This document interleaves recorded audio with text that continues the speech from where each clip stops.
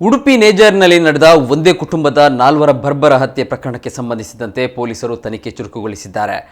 ಈ ಸಂಬಂಧ 5 ತಂಡಗಳನ್ನು ರಚಿಸಲಾಗಿದ್ದು ವಿವಿಧ ಆಯಾಮಗಳಲ್ಲಿ ತನಿಖೆ ನಡೆಸುತ್ತಿದೆ.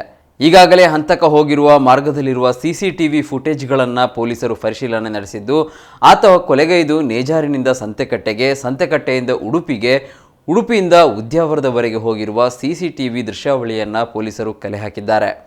ಆತ ರಿಕ್ಷಾ ಮತ್ತು ಬೇರೆ ಬೇರೆ ಬೈಕಿನಲ್ಲಿ ಪ್ರಯಾಣಿಸಿರುವುದು ಸಿಸಿಟಿವಿ ದೃಶ್ಯಾವಳಿಯಿಂದ ಕಂಡುಬಂದಿದೆ. ಹಣಕಾಸು ವ್ಯವಹಾರದ ಹಿನ್ನೆಲೆಯಲ್ಲಿ ಈ ಕೊಲೆ ನಡೆಸಿರುವ ಬಗ್ಗೆ ಪೊಲೀಸರು ಶಂಕೆ ವ್ಯಕ್ತಪಡಿಸಿದ್ದಾರೆ. ಹಂತಕ ಸುಪಾರಿ ಕಿಲ್ಲರ್ ಎಂಬ ಅನುಮಾನ ಕೂಡ ವ್ಯಕ್ತವಾಗಿದೆ. ಆ ದಿಕ್ಕಿನಲ್ಲಿ ಪೊಲೀಸ್ ತಂಡ ತನಿಖೆ ಮುಂದುವರಿಸಿದೆ. ಈವರೆಗೆ ಯಾರನ್ನು ಬಂಧಿಸಿಲ್ಲ ಎಂದು ಪೊಲೀಸ್ ಅಧಿಕಾರಿಗಳು ಸ್ಪಷ್ಟಪಡಿಸಿದ್ದಾರೆ.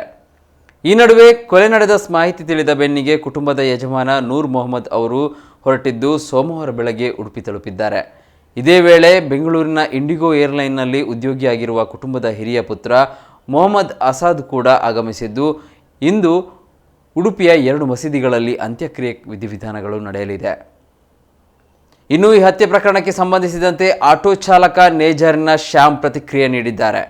ಕೊಲೆ ಆರೋಪಿ ಬೋಳುತಲೆ, ಬಿಳಿ ಬಣ್ಣದ ವ್ಯಕ್ತಿಯಾಗಿದ್ದು ಮಾಸ್ಕ್ ಧರಿಸಿ ಬಂದಿದ್ದರು. ಬ್ಯಾಗ್ ಹಾಕಿಕೊಂಡು ಬೈಕ್ನಲ್ಲಿ ಬಂದು ಇಳಿದಿದ್ದರು. ಹೂವಿನ ಮಾರುಕಟ್ಟೆ ಬಳಿ ನನ್ನ ಆಟೋ ನಿಲ್ಲಿಸಿ ಅವರು ತನ್ನನ್ನು ತೃಪ್ತಿ ಲೇಔಟ್ಗೆ ಬಿಡಿ ಎಂದಿದ್ದರು.